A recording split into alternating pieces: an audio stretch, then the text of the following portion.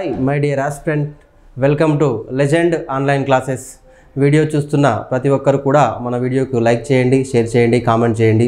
అదేవిధంగా competitive exams కోసం prepare అవుతున్న ప్రతి ఒక్కరు కూడా మన ప్లేస్టోర్లోకి వెళ్ళి మన లెజెండ్ యాప్ను డౌన్లోడ్ చేసుకోండి, మన యూట్యూబ్ ఛానల్ను సబ్స్క్రైబ్ చేసుకోండి, వాట్సాప్ ఛానల్ను ఫాలో కండి, టెలిగ్రామ్ మరియు ఇన్స్టా పేజ్ని కూడా ఫాలో కండి. ప్రభుత్వం నుండి మనకు ఎలాంటి ఇంకా ఏమీ నోటిఫికేషన్ల పరంపర అయితే రాలేదు అని కొంచెం ప్రిపరేషన్ స్ట్రాటజీని మీరు వెనక్కి పంపించేసుకున్నట్టున్నారు. కానీ నోటిఫికేషన్లు మనకి ఇప్పటికే గవర్నమెంట్ ఏం చెప్పిందంటే ఎస్సీ వర్గీకరణ జరిగింది, బీసీ వర్గీకరణ జరిగింది, వాటి తర్వాత ఆమోదం తర్వాత ఖచ్చితంగా మేము నోటిఫికేషన్స్ ఇస్తామని అనౌన్స్మెంట్ అయితే జరిగింది. కాబట్టి నోటిఫికేషన్స్ అంటే రాబోయే కాలంలో ఒక 1 by 1 నోటిఫికేషన్లు 2-3 నోటిఫికేషన్లు వచ్చే అవకాశాలు ఉన్నాయి. కాబట్టి మీ ప్రిపరేషన్ స్ట్రాటజీని మాత్రం మీరు మరింత పదును పెట్టాలండి. ఎందుకు అంటే మనకు దాహం వేసినప్పుడే బావి తవ్వుకోవాలంటే కుదరదు, అంతే కదా. ఇది కూడా అంతే. ఎగ్జామ్ నోటిఫికేషన్ వచ్చిన తర్వాతనే నేను చదువుకుంటాను అంటే అది ఏమాత్రం కాదండి. ఎందుకంటే మారుతున్న పోటీ ప్రపంచానికి అనుగుణంగా, ఈ కాంపిటేటివ్ ఫీల్డ్కి అనుగుణంగా ఎలా అవుతుంది మన పేపర్ స్ట్రాటజీ తెలుసు కదా. చిన్న ఎగ్జాంపుల్ తీసుకుందామండి. గత గ్రూప్ 2 టీఎస్పీఎస్సీ నోటిఫికేషన్ కనుక తీసుకున్నట్టయితే ఆ గ్రూప్ 2లో 440 మార్క్స్ వచ్చిన వారికి కూడా మనకు ఛాన్స్ రాలేదు. 440 మార్క్స్ వచ్చిన వారికి కూడా ఇంటర్వ్యూకు అవకాశం రాలేదు. మరి ఇప్పుడు మొన్నటి పేపర్లో కనుక తీసుకున్నట్టయితే మంచి ర్యాంక్స్ 340, 350 దాటిన వాళ్ళకు కూడా మంచి ర్యాంక్స్ వచ్చాయి, జాబ్స్ వచ్చే అవకాశం ఉంది. అంటే పేపర్ స్టాండర్డ్ పెరిగిందా తగ్గిందా? పెరిగింది. పేపర్ స్టాండర్డ్ పెరిగింది. అంటే ప్రతి విషయాన్ని మనం లోతుగా విశ్లేషణాత్మకంగా అనాలిసిస్ చేసుకుంటూ చదవాలండి.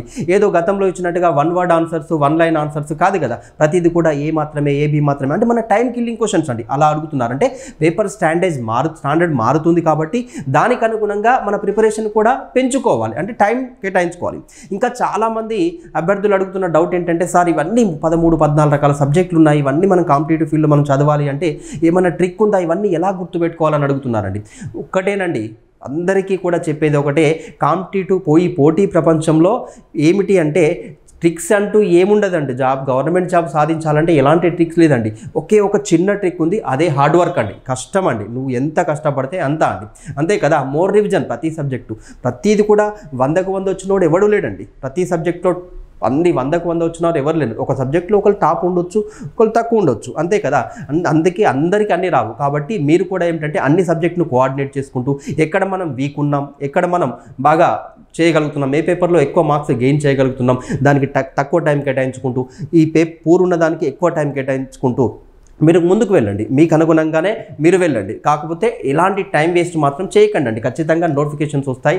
నోటిఫికేషన్స్ వస్తే మనకి ఎగ్జామ్ అంటే షెడ్యూల్ కూడా త్వరగానే ఇచ్చేస్తారండి. గతంలో మనం కొన్ని ఎగ్జామ్స్ చూస్తాం, ఒక 2 months, 2.5, 3 months. ఇప్పుడున్న ఈ సిలబస్ అంతా మనం చదవాలంటే ఈ టైం సరిపోదు. కాబట్టి ముందు నుండే మీ ప్రిపరేషన్ స్టార్ట్ చేయండి. ఖచ్చితంగా రోజుకు 10-12 గంటలు మీ ఓపిక వరకు రెగ్యులర్గా, మళ్ళీ మిస్ కాకండి. మధ్యలో గ్యాప్ రావద్దండి. మీ ప్రిపరేషన్ స్టార్ట్ చేసిన తర్వాత గ్యాప్ రావద్దు. ఒక 10 days చదివి మళ్ళీ 2-3 days మేము గ్యాప్ తీసుకుంటామంటే మళ్ళీ పాతది కూడా మర్చిపోయే స్థితికి వస్తుంది. అంతేనండి. ఎక్కువసేపు చదువుతూ ఉండండి, రివిజన్ చేస్తూ ఉండండి, మీ ఫ్రెండ్స్తో ఆ టాపిక్ను డిస్కస్ చేస్తూ ఉండండి. ఎగ్జామ్ పేపర్స్ గత ప్రీవియస్ ప్రశ్న పత్రాల సరళిని కూడా పరిశీలించి ఎలా వస్తున్నాయి, ఎలాంటి క్వశ్చన్స్ అడుగుతున్నారు, మనల్ని ఏ విధంగా పరీక్షిస్తున్నారని చెప్పి కొంచెం ప్రిపరేషన్ స్ట్రాటజీ అయితే పెంచండి. Okay, wish you all the best. Okay, మనం మరి ఈరోజు కరెంట్ అఫైర్స్ డిస్కస్ చేద్దాం.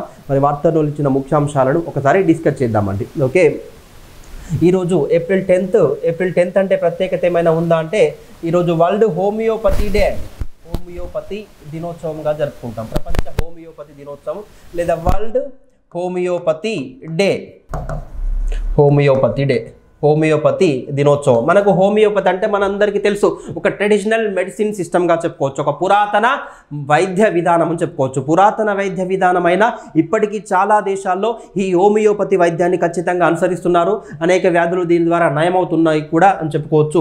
మరి దీన్ని WHO వారు దీని ఆధ్వర్యంలో నిర్వహించడం జరుగుతుంది. వరల్డ్ హోమియోపతి డే, ప్రపంచ హోమియోపతి దినోత్సవం. అంటే పురాతన సాంప్రదాయ వైద్య విధానం, ఇది సాంప్రదాయ వైద్య విధానం. ఇప్పటికీ కూడా చాలా దేశాలలో ఈ వైద్య విధానాన్ని అనుసరిస్తున్నారండి.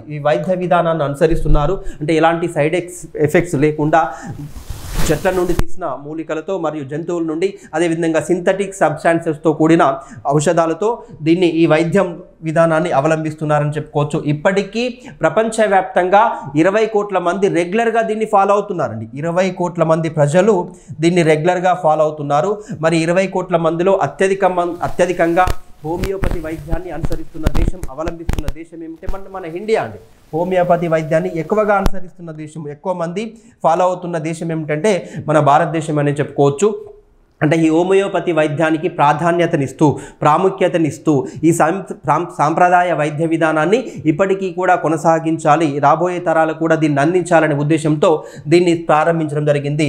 ఏప్రిల్ 10న ప్రపంచ హోమియోపతి దినోత్సవాన్ని నిర్వహిస్తున్నారు. మరి దీన్ని ఎవరి జన్మదినం సందర్భంగా దీన్ని నిర్వహిస్తున్నారంటే ప్రపంచంలోనే మొదటిసారిగా ఈ వైద్యాన్ని అందుబాటులోకి తీసుకొచ్చాడండి. వైద్యాన్ని హోమియోపతి ఫౌండర్గా ఆయన చెప్పుకుంటాం, ఫౌండర్ ఆఫ్ హోమియోపతి మెడిసిన్ సిస్టమ్గా చెప్పుకుంటాం. మరి జర్మనీ దేశానికి చెందిన ఒక రీసెర్చ్ స్కాలర్ మరియు అదేవిధంగా పరిశోధకుడు ఎప్పుడు 18th సెంచరీలో దీన్ని తీసుకొచ్చాడండి. ఆయన పేరు ఏమిటి అంటే శామ్యూల్ హనేమాన్ అండి. శామ్యూల్ హనేమాన్ అనే జర్మనీకి చెందిన ఫిజియాలజిస్ట్గా చెప్పుకోవచ్చు. శామ్యూల్ హనేమాన్ ఈయనే జన్మదినం సందర్భంగా, ఎందుకు ఆయన జయంతి సందర్భంగా జరుపుకుంటాం ఏప్రిల్ 10న? ఆయన జయంతి సందర్భంగా ఎందుకు జరుపుకుంటామంటే ఆయన జయంతి సందర్భంగా అంటే హోమియోపతి వైద్యాన్ని ఆయనే మొదటగా ప్రాచుర్యంలోకి తీసుకొచ్చాడు. మొదటిసారిగా అందుబాటులోకి తీసుకొచ్చింది ఆయనే. ఏ దేశానికి చెందిన? జర్మనీ దేశానికి చెందిన ఈ ట్రెడిషనల్ మెడిసిన్ తీసుకొచ్చాడు శామ్యూల్ హనేమాన్. కాబట్టి ఆయన జయంతి సందర్భంగా వరల్డ్ హోమియోపతి డేను మనం వాడుకలోకి తీసుకోవడం జరిగింది. ఓకే, మరి ఈ సాంప్రదాయ వైద్య విధానాలను ప్రోత్సహిస్తూ WHO వారు కూడా ఒక global centre for traditional medicine కూడా ప్రారంభించడం జరిగింది. అంటే సాంప్రదాయ వైద్య విధానం అంటే హోమియోపతి ఒక్కటే వస్తుందా అంటే హోమియోపతి వస్తుందండి, న్యాచురోపతి వస్తుంది, ఆయుర్వేద కూడా వస్తుందండి. ఆయుర్వేద, యోగా ఇవన్నీ కూడా సాంప్రదాయ వైద్య విధాన చికిత్స విధానాలుగా చెప్పుకోవచ్చు. మరి వీటిని ఇప్పుడు మనం ఎక్కువగా ప్రపంచ దేశాలన్నింటిలో కూడా అల్లోపతి వాడుతున్నామండి. అంటే ఇంగ్లీష్ మెడిసిన్ ఎక్కువగా వాడుతున్నాం, surgery, caesareans and allopathy medicine వాడుతున్నాం. వీటిని తగ్గిస్తూ వీటికి పూర్వకాలంలో మన పూర్వీకులు వాడిన సాంప్రదాయ వైద్య విధానాలను అందుబాటులోకి తీసుకురావాలని ప్రపంచంలోనే తొలిసారిగా WHO ఏం చేసిందంటే గ్లోబల్ సెంటర్ ఫర్ ట్రెడిషనల్ మెడిసిన్ను ప్రారంభించిందండి. Global centre for traditional medicine, సాంప్రదాయ వైద్య కేంద్రంగా చెప్పుకోవచ్చు. ప్రపంచ సాంప్రదాయ వైద్య కేంద్రం global centre for traditional medicine. అర్థమవుతుంది కదండి, global centre for traditional medicine. మరి దీన్ని ప్రపంచంలోనే తొలిసారిగా ఈ వైద్య కేంద్రాన్ని ఏర్పాటు చేశారు. ప్రపంచవ్యాప్తంగా సాంప్రదాయ వైద్య విధానాన్ని అందించాలి, పూర్వీకుల వైద్య విధానాన్ని ఇంకా ప్రాచుర్యంలోకి తీసుకురావాలి, దాని మీద రీసెర్చ్ చేయాలి, పరిశోధనలు చేయాలి, వాటి మీద కొన్ని కోర్సులు తీసుకురావాలని దీన్ని ప్రారంభించారు. ఎక్కడ ప్రారంభించారు? మొదటి ఈ వైద్య కేంద్రాన్ని అంటే మన భారతదేశంలోనే ప్రారంభించారండి. ఎక్కడ అంటే జామ్నగర్లో ఏర్పాటు చేశారండి.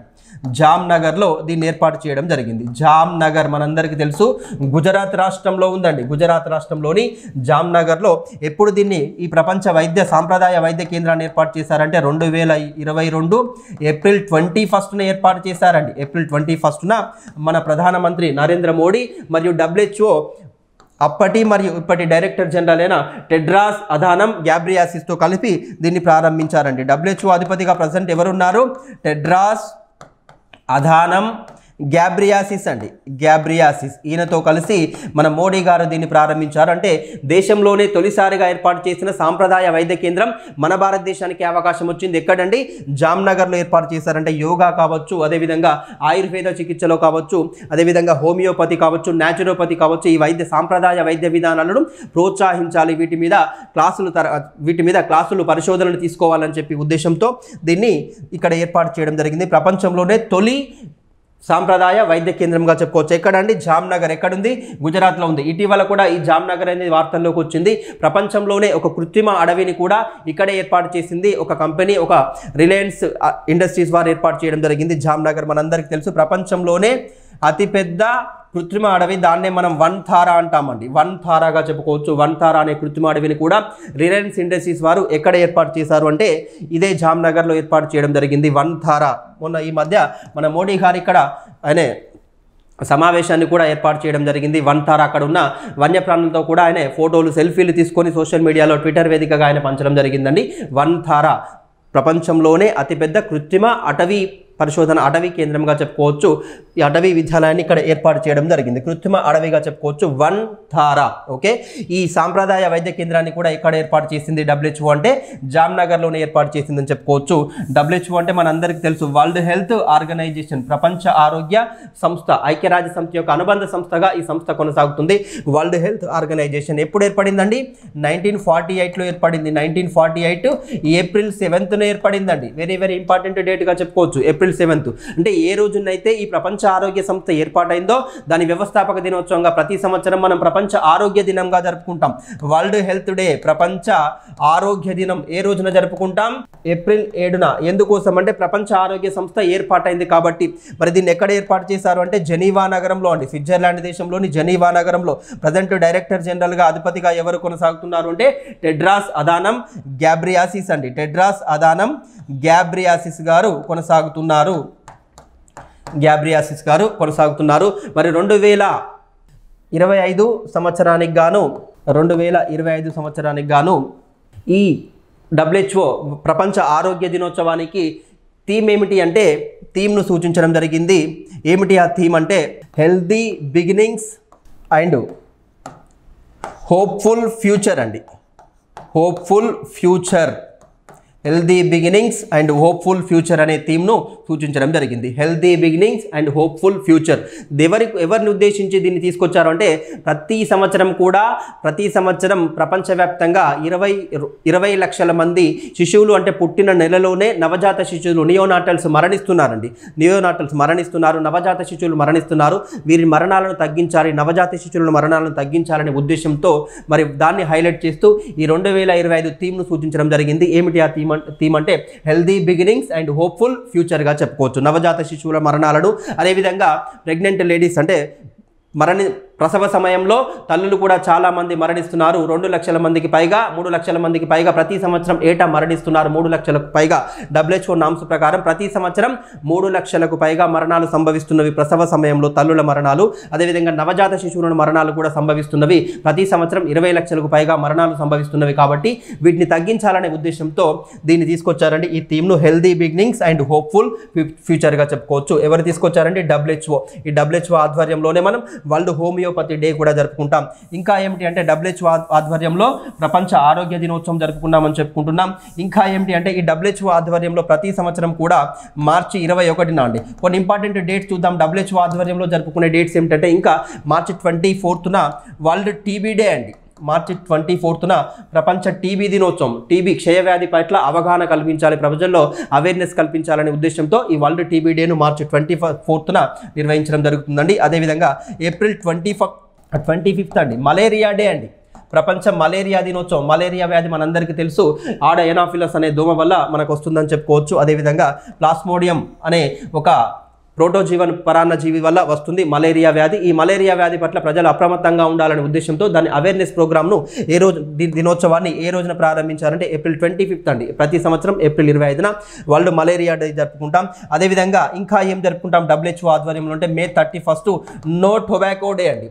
నో టొబాకో డే, పొగాకు వ్యతిరేక దినోత్సవంగా నిర్వహించడం జరుగుతుంది. అంటే పొగాకు వాడకం వల్ల అనర్థాలను ప్రజలకు తెలియజేస్తూ దీన్ని నియంత్రించాలి, దీన్ని వాడకాన్ని నియంత్రించాలి, దాన్ని నిర్మూలించాలనే ఉద్దేశంతో ప్రివెన్షన్ ఆఫ్ టొబాకోగా చెప్పుకోవచ్చు. పొగాకు నిర్మూలన కోసం తీసుకొచ్చిన దినోత్సవంగా చెప్పుకోవచ్చు. మే 31న నో టొబాకో డే జరుపుకుంటాం. అదేవిధంగా ఇంకా ఏం జరుపుకుంటామంటే WHO ఆధ్వర్యంలో జూన్ 14న వరల్డ్ బ్లడ్ డోనార్ డే అండి. బ్లడ్ డోనార్ డే ప్రపంచ రక్తదాన దినోత్సవంగా జరుపుకుంటాం. ఎందుకోసం అంటే ప్రాణాపాయ స్థితిలో ఉన్న వ్యక్తులకు కొందరు ముందుకొచ్చి రక్తాన్ని ఇచ్చి వారి ప్రాణాన్ని ప్రాణంగా పెట్టి కాపాడుతున్నారు. కాబట్టి ఆ రక్తదాతలకు గౌరవ సూచకంగా దీన్ని ప్రారంభించింది వరల్డ్ బ్లడ్ డోనార్ డేగా చెప్పుకోవచ్చు. జూన్ 14న నిర్వహించడం జరుగుతుంది ప్రపంచ రక్తదాన దినోత్సవం. అదేవిధంగా జూలై 28న వరల్డ్ హెపటైటిస్ డే కూడా నిర్వహించడం జరుగుతుంది WHO ఆధ్వర్యంలో. వరల్డ్ హెపటైటిస్ ఇది కాలేయానికి సంబంధించిన వ్యాధిగా చెప్పుకోవచ్చు. దీని మీద అవగాహన కోసం నిర్వహించడం జరుగుతుంది. ఇంకా ఏమిటి అంటే డిసెంబర్ 1న మనందరికీ తెలుసు వరల్డ్ ఎయిడ్స్ డే కూడా WHO ఆధ్వర్యంలోనే నిర్వహించడం జరుగుతుంది. ఇవన్నీ కూడా ప్రపంచ ఆరోగ్య సంస్థ ఆధ్వర్యంలో నిర్వహించే దినోత్సవాలుగా చెప్పుకుంటామండి. ఓకే, ఇది ఇంపార్టెన్స్ డేగా మనం చెప్పుకున్నాం. వరల్డ్ హోమియోపతి డే ఫ్రెంచ్ దేశానికి చెందిన ఫ్రెడరిక్ హనేమాన్ జయంతి సందర్భంగా ఫ్రెడరిక్ శామ్యూల్ హనేమాన్ జయంతి సందర్భంగా నిర్వహించడం జరుగుతుంది. హోమియోపతి వైద్యానికి ప్రాధాన్యతనిస్తూ దీన్ని నిర్వహిస్తున్నామండి. నెక్స్ట్ ఇంకొక టాపిక్ ఏమిటి అంటే 7th edition of Poshan Pakhwada అంటే మన భారతదేశం వ్యాప్తంగా నిర్వహించే ఒక కార్యక్రమంగా చెప్పుకోవచ్చు. పోషకాహార లోపంపై అవగాహన కల్పించాలి. పోషకాహారానికి సంబంధించిన ప్రాధాన్యతను తెలియజేయడానికి దేశవ్యాప్తంగా ప్రతి సంవత్సరం నిర్వహించే ఒక పోషణ్ కార్యక్రమంగా చెప్పుకోవచ్చు. దాన్నే మనం ఏమంటున్నాం, పోషణ్ పక్వాడా. కేంద్ర ప్రభుత్వం తీసుకొచ్చిన కార్యక్రమంగా చెప్పుకోవచ్చు పోషణ్ పక్వాడా. మరి ఈ సంవత్సరం నిర్వహించే పోషణ్ పక్వాడా ఎన్నవదంటే 7వ దశ అండి. 7వ దశ పోషణ్ పక్వాడాగా చెప్పుకోవచ్చు. ఒక క్యాంపెయిన్గా చెప్పుకోవచ్చు. ప్రచార కార్యక్రమం ఇది. పోషకాహార లోపాన్ని అధిగమించడం కోసం, పోషకాహారం యొక్క ప్రాధాన్యతను తెలియజేయడం కోసం మన కేంద్ర ప్రభుత్వం నిర్వహించే ఒక ప్రచార కార్యక్రమమే పోషణ్ పక్వాడాగా చెప్పుకోవచ్చు. ఒక 15 రోజులు 14 రోజుల వరకు పాటు ఈ కార్యక్రమాలను దేశవ్యాప్తంగా నిర్వహించడం జరుగుతుంది. పోషణ్ పక్వాడా ఎన్నవ దశ అని చెప్పుకున్నామండి, 7వ దశ. దీనికి నోడల్ మినిస్ట్రీ ఎవరు అంటే కేంద్ర మహిళా శిశు సంక్షేమ మంత్రిత్వ శాఖ ఆధ్వర్యంలో నిర్వహించడం జరుగుతుంది. దేశవ్యాప్త ప్రోగ్రామ్గా చెప్పుకోవచ్చు. Central women and child development ministry ఆధ్వర్యంలో దీన్ని నిర్వహిస్తున్నారండి. ఎవరు నిర్వహిస్తారంటే కేంద్ర మహిళా శిశు సంక్షేమ మంత్రిత్వ శాఖ వారు దీన్ని నిర్వహించడం జరుగుతుంది. పోషణ్ పక్వాడా. మరి ఈ సంవత్సరం ఎప్పటి నుండి ఎప్పటి వరకు నిర్వహించనున్నారు అంటే ఏప్రిల్ 8 నుండి ఏప్రిల్ 23 వరకు నిర్వహించనున్నారండి. ఏప్రిల్ 8 నుండి ఏప్రిల్ 23 వరకు ఇది ఒక ప్రచార కార్యక్రమంగా చెప్పుకోవచ్చు అండి. దేనికోసం? పోషకాహార లోపాన్ని అధిగమించడానికి చేపట్టిన ప్రచార కార్యక్రమం. మాల్ న్యూట్రిషన్ పై ఫైట్ చేయడానికి, అవేర్నెస్ తీసుకురావడానికి చేపట్టిన ప్రచార కార్యక్రమం. మరి ఇది దేని ఆధ్వర్యంలో, ఏ స్కీమ్ కింద దీన్ని నిర్వహించడం జరుగుతుంది అంటే పోషణ్ అభియాన్ స్కీమ్ అండి. మనందరికీ తెలుసు పోషణ్ అభియాన్ స్కీమ్లో భాగంగా దీన్ని ప్రారంభించడం జరిగింది. పోషణ్ అభియాన్ అంటే మనందరికీ తెలుసు 0 to 6 years లోపు, అంటే 0 నుండి 6 సంవత్సరాల లోపు బాలబాలికలకు పోషకాహారాన్ని అందించే కార్యక్రమం. అదేవిధంగా వారితో పాటుగా మహిళలకు ఎవరికి అంటే అడోలసెన్స్ గర్ల్స్ అండి, కౌమార దశలో ఉన్న బాలికలకు, టీనేజ్ గర్ల్స్గా చెప్పుకోవచ్చు. కౌమార దశలో ఉన్న టీనేజ్ గర్ల్స్కు, వారితో పాటు ప్రెగ్నెంట్ ఉమెన్స్ అండి, ప్రెగ్నెంట్ ఉమెన్స్కు, గర్భిణీ స్త్రీలకు, మరియు వారితో పాటుగా లాక్టేటింగ్ మదర్స్ అండి, పాలిచ్చే తల్లులకు, మీన్స్ బాలింతలకు అని చెప్పుకోవచ్చు అండి. బాలింతలు మరియు గర్భిణీ స్త్రీలకు, కౌమార స్త్రీలకు, బాలికలకు, మరియు 6 సంవత్సరాలలోపు బాలికలకు దేశవ్యాప్తంగా పోషకాహారాన్ని అందించే ముఖ్యమైన స్కీమ్గా చెప్పుకోవచ్చు. దీన్నే మనం పోషణ్ అభియాన్ అంటాం. పోషణ్ అభియాన్, దీన్నే నేషనల్ న్యూట్రిషన్ మిషన్ అని కూడా పిలుస్తామండి. నేషనల్ న్యూట్రిషన్ మిషన్, NNM అని కూడా పిలుస్తాం. నేషనల్ న్యూట్రిషన్ మిషన్, దాన్నే పోషణ్ అభియాన్ అంటాం. అంటే ఎవరి కోసం అండి? పోషకాహారాన్ని ఎవరికి అందించడానికి? 0 to 6 years బాలబాలికలకు, బాలింతలకు, మరియు పాలిచ్చే స్త్రీలకు, మరియు ప్రెగ్నెంట్ ఉమెన్స్కు అందించే కార్యక్రమంగా చెప్పుకోవచ్చు. నేషనల్ న్యూట్రిషన్ మిషన్ ఎప్పుడు ప్రారంభించింది మన భారత ప్రభుత్వం అంటే 2018 మార్చి 8 అండి. మార్చి 8 ఎందుకు అంటే అంతర్జాతీయ మహిళా దినోత్సవం సందర్భంగా దీన్ని ప్రారంభించడం జరిగింది. పోషకాహార లోపాన్ని అధిగమించడానికి ప్రారంభించారు. ఎక్కడ ప్రారంభించారు అంటే రాజస్థాన్లోని జున్జున్ అనే ప్రాంతంలో, నగరంలో మన మోడీ గారు ప్రారంభించడం జరిగింది. ఎక్కడుంది జున్జున్ అంటే చాలాసార్లు ఎగ్జామ్లో అడిగారండి. ఈ స్కీమ్ని ఎక్కడ ప్రారంభించారంటే రాజస్థాన్లోని జున్జున్లో. ఎప్పుడు ప్రారంభించారు అంటే 2018లో ప్రారంభించడం జరిగింది. పోషకాహారాన్ని అందించాలి, వీరందరికీ అందించాలి. మరి వేటి ద్వారా పోషకాహారాన్ని అందిస్తున్నారు అంటే ICDS ద్వారా అందిస్తున్నారండి. ఇప్పుడు ICDS అంటే మనందరికీ తెలుసు ఇంటిగ్రేటెడ్ చైల్డ్ డెవలప్మెంట్ స్కీమ్గా చెప్పుకోవచ్చు. ఇంటిగ్రేటెడ్ చైల్డ్ డెవలప్మెంట్ స్కీమ్, సమగ్ర శిశు అభివృద్ధి పథకంగా చెప్పుకోవచ్చు. ఇది కేంద్ర ప్రభుత్వ ఆధ్వర్యంలో నడిచే ఒక స్కీమ్గా చెప్పుకోవచ్చు. 1975 అక్టోబర్ 2న మనకు దీన్ని ప్రారంభించడం జరిగిందండి. 1975 అక్టోబర్ 2న ఈ ఇంటిగ్రేటెడ్ చైల్డ్ డెవలప్మెంట్ స్కీమ్ను ప్రారంభించారు. మరి ఈ స్కీమ్ ద్వారా ఎలా అందించబడుతుందంటే దేశవ్యాప్తంగా ఉన్న బాలవాడీలు, వాటిని మనం ఏమంటాం అంగన్వాడీలుగా చెప్పుకుంటాం. ఈ అంగన్వాడీ స్కూళ్ళ ద్వారా వీరికి పోషకాహారాన్ని ప్రతి సంవత్సరం అందిస్తున్నారు. మరి దానిలో భాగంగానే ఒక క్యాంపెయిన్ కార్యక్రమాన్ని అయితే 2018లో మన భారత ప్రభుత్వం ప్రారంభించింది. మరి దాన్నే మనం పోషణ్ పక్వాడా అని చెప్పుకుంటామండి. పోషణ్ పక్వాడాగా చెప్పుకోవచ్చు. ఈ క్యాంపెయిన్ కార్యక్రమం ఈ సంవత్సరం ఏప్రిల్ 8 నుండి 23 వరకు, అంటే పోషకాహార లోపాన్ని అందించే, పోషకాహార లోపం పట్ల, మాల్ న్యూట్రిషన్ పట్ల అవగాహన కార్యక్రమంగా చెప్పుకోవచ్చు అండి. ఓకే, ఇది పోషణ్ పక్వాడాగా చెప్పుకోవచ్చు. నేషనల్ అఫైర్స్లో ఇది ఇంపార్టెంట్ ఇష్యూగా మనం చెప్పుకుంటామండి. నెక్స్ట్ ఇంకొక టాపిక్ రాఫెల్, మీకు పేరు వినే ఉంటారండి. రాఫెల్ యుద్ధ విమానాలు ప్రపంచంలోనే అత్యంత ఆధునికమైన శక్తివంతమైన యుద్ధ విమానాలుగా పేరుంది రాఫెల్ యుద్ధ విమానాలండి. మరి ఎందుకు వీటి గురించి మనం చెప్పుకోవాల్సి వచ్చింది, వార్తల్లోకి ఎందుకు వచ్చిందంటే రాఫెల్ యుద్ధ విమానాలు, ఈ రాఫెల్ వార్ ఎయిర్ క్రాఫ్ట్ అనేది గతంలో మనం భారతదేశం వీటిని వాడుతుందంటే వాడుతుందండి.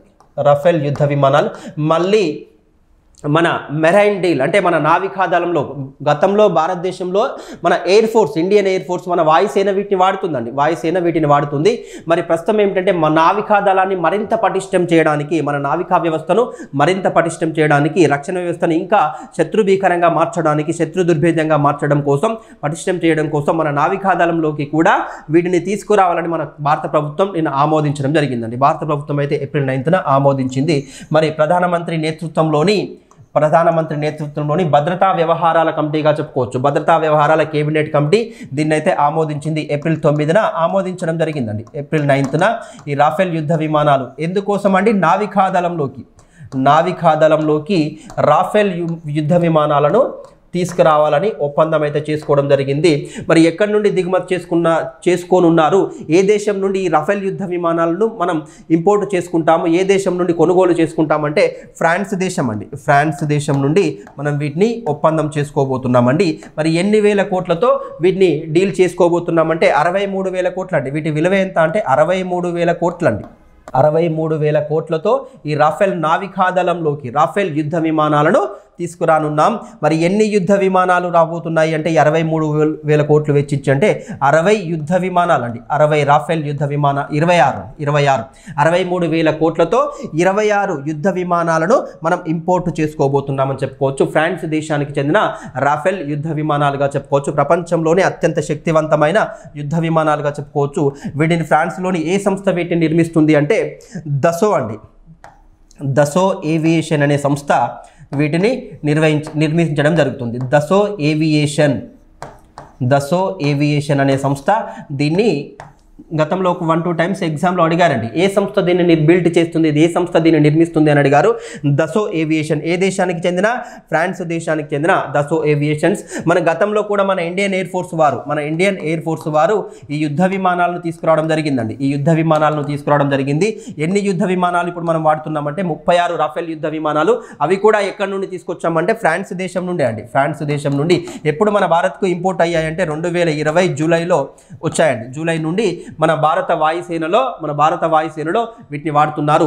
ఎక్కడ వీటిని ఉంచారు అంటే అంబాలా అండి, హర్యానాలోని అంబాలా ఎయిర్ బేసిన్లో వీటిని భద్రపరచడం జరిగింది. రాఫెల్ యుద్ధ హర్యానాలోని అంబాలా ఎయిర్ బేసిన్లో వీటిని భద్రపరచడం జరిగింది. రాఫెల్ యుద్ధ హర్యానాలోని అంబాలా ఎయిర్ బేసిన్లో వీటిని భద్రపరచడం జరిగింది. రాఫెల్ యుద్ధ హర్యానాలోని అంబాలా ఎయిర్ బేసిన్లో వీటిని భద్రపరచడం జరిగింది. రాఫెల్ యుద్ధ హర్యానాలోని అంబాలా ఎయిర్ బేసిన్లో వీటిని భద్రపరచడం జరిగింది. రాఫెల్ యుద్ధ హర్యానాలోని అంబాలా ఎయిర్ బేసిన్లో వీటిని భద్రపరచడం జరిగింది. రాఫెల్ యుద్ధ హర్యానాలోని అంబాలా ఎయిర్ బేసిన్లో వీటిని భద్రపరచడం జరిగింది. రాఫెల్ యుద్ధ హర్యానాలోని అంబాలా ఎయిర్ బేసిన్లో వీటిని భద్రపరచడం జరిగింది. రాఫెల్ యుద్ధ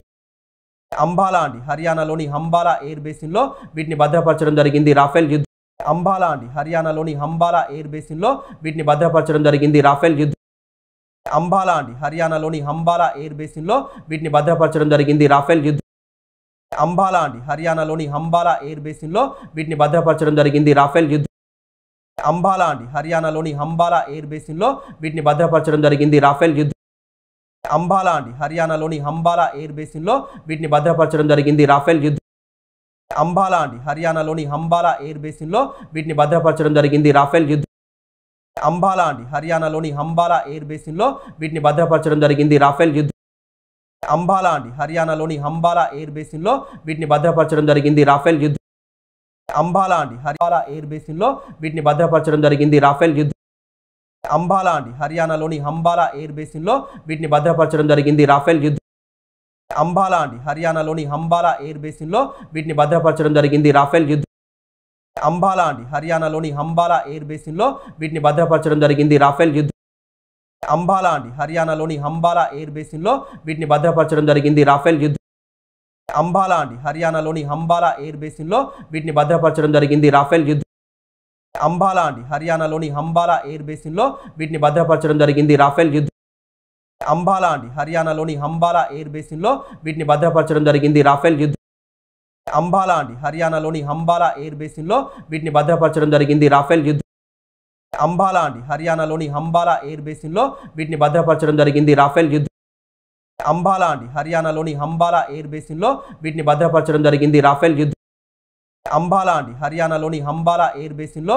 వీటిని భద్రపరచడం జరిగింది. రాఫెల్ యుద్ధ అంబాలా అండి, హర్యానాలోని అంబాలా ఎయిర్ బేసిన్లో వీటిని భద్రపరచడం జరిగింది. రాఫెల్ యుద్ధ అంబాలా అండి, హర్యానాలోని అంబాలా ఎయిర్ బేసిన్లో వీటిని భద్రపరచడం జరిగింది. రాఫెల్ యుద్ధ అంబాలా అండి, హర్యానాలోని అంబాలా ఎయిర్ బేసిన్లో వీటిని భద్రపరచడం జరిగింది. రాఫెల్ యుద్ధ అంబాలా అండి, హర్యానాలోని అంబాలా ఎయిర్ బేసిన్లో వీటిని భద్రపరచడం జరిగింది. రాఫెల్ యుద్ధ అంబాలా అండి, హర్యానాలోని అంబాలా ఎయిర్ బేసిన్లో వీటిని భద్రపరచడం జరిగింది. రాఫెల్ యుద్ధ అంబాలా అండి, హర్యానాలోని అంబాలా ఎయిర్ బేసిన్లో వీటిని భద్రపరచడం జరిగింది. రాఫెల్ యుద్ధ అంబాలా అండి, అంబాలా ఎయిర్ బేసిన్లో వీటిని భద్రపరచడం జరిగింది. రాఫెల్ యుద్ధ అంబాలా అండి, హర్యానాలోని అంబాలా ఎయిర్ బేసిన్లో వీటిని భద్రపరచడం జరిగింది. రాఫెల్ యుద్ధ అంబాలా అండి, హర్యానాలోని అంబాలా ఎయిర్ బేసిన్లో వీటిని భద్రపరచడం జరిగింది. రాఫెల్ యుద్ధ అంబాలా అండి, హర్యానాలోని అంబాలా ఎయిర్ బేసిన్లో వీటిని భద్రపరచడం జరిగింది. రాఫెల్ యుద్ధ అంబాలా అండి, హర్యానాలోని అంబాలా ఎయిర్ బేసిన్లో వీటిని భద్రపరచడం జరిగింది. రాఫెల్ యుద్ధ అంబాలా అండి, హర్యానాలోని అంబాలా ఎయిర్ బేసిన్లో వీటిని భద్రపరచడం జరిగింది. రాఫెల్ యుద్ధ అంబాలా అండి, హర్యానాలోని అంబాలా ఎయిర్లో వీటిని భద్రపరచడం జరిగింది. రాఫెల్ యుద్ధ అంబాలా అండి, హర్యానాలోని అంబాలా ఎయిర్ బేసిన్లో వీటిని భద్రపరచడం జరిగింది. రాఫెల్ యుద్ధ అంబాలా అండి, హర్యానాలోని అంబాలా ఎయిర్ బేసిన్లో వీటిని భద్రపరచడం జరిగింది. రాఫెల్ యుద్ధ అంబాలా అండి, హర్యానాలోని అంబాలా ఎయిర్ బేసిన్లో వీటిని భద్రపరచడం జరిగింది. రాఫెల్ యుద్ధ అంబాలా అండి, హర్యానాలోని అంబాలా ఎయిర్ బేసిన్లో వీటిని భద్రపరచడం జరిగింది. రాఫెల్ యుద్ధ అంబాలా అండి, హర్యానాలోని అంబాలా ఎయిర్ బేసిన్లో వీటిని భద్రపరచడం జరిగింది. రాఫెల్ యుద్ధ అంబాలా అండి, హర్యానాలోని అంబాలా ఎయిర్ బేసిన్లో వీటిని భద్రపరచడం జరిగింది. రాఫెల్ యుద్ధ అంబాలా అండి, హర్యానాలోని అంబాలా ఎయిర్ బేసిన్లో వీటిని భద్రపరచడం జరిగింది. రాఫెల్ యుద్ధ అంబాలా అండి, హర్యానాలోని అంబాలా ఎయిర్ బేసిన్లో వీటిని భద్రపరచడం జరిగింది. రాఫెల్ యుద్ధ అంబాలా అండి, హర్యానాలోని అంబాలా ఎయిర్ బేసిన్లో వీటిని భద్రపరచడం జరిగింది. రాఫెల్ యుద్ధ అంబాలా అండి, హర్యానాలోని అంబాలా ఎయిర్ బేసిన్లో వీటిని భద్రపరచడం జరిగింది.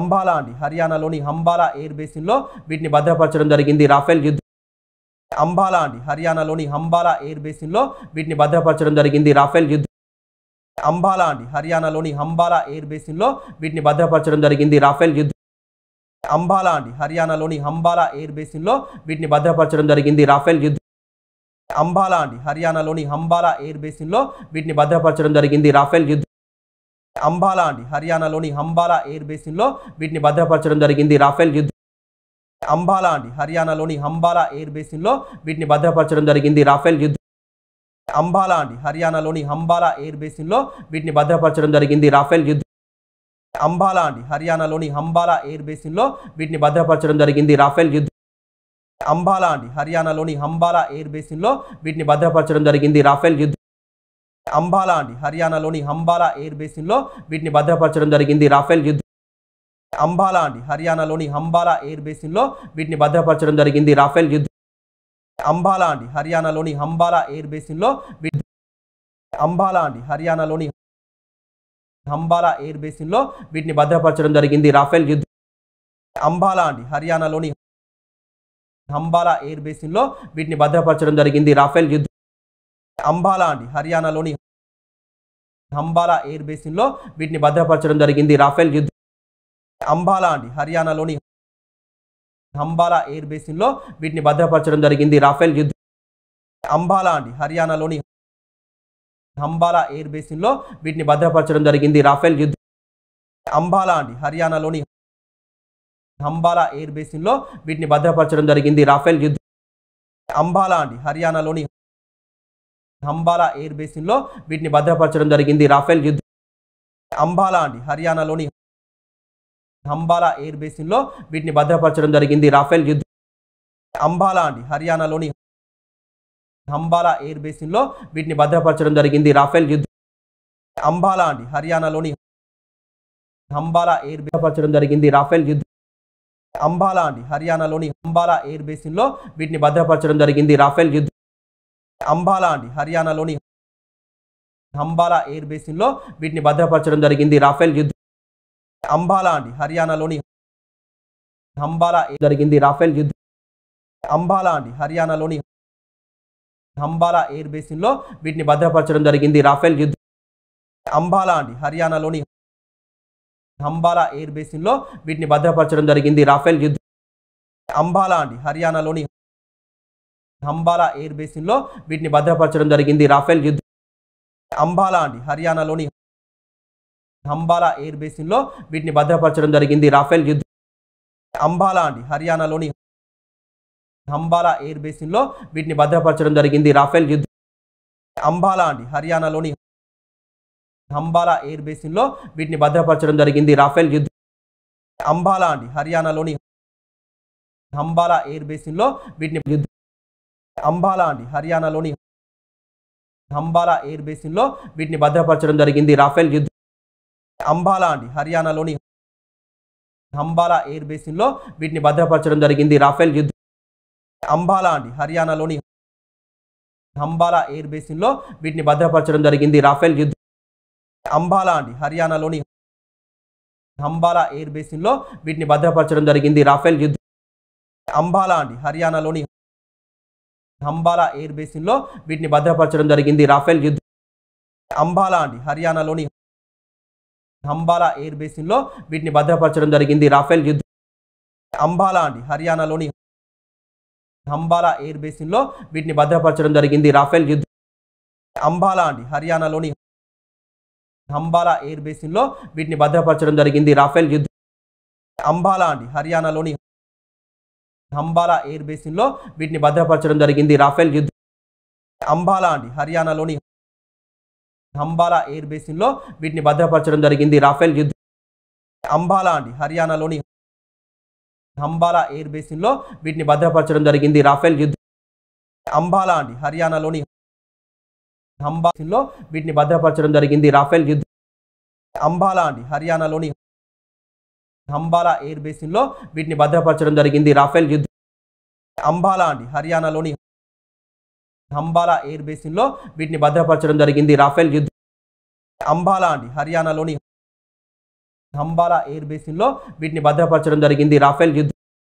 అంబాలా అండి హర్యానాలోని అంబాలా ఎయిర్ బేసిన్లో వీటిని భద్రపరచడం జరిగింది. రాఫెల్ యుద్ధ అంబాలా అండి హర్యానాలోని అంబాలా ఎయిర్ బేసిన్లో వీటిని భద్రపరచడం రాఫెల్ యుద్ధ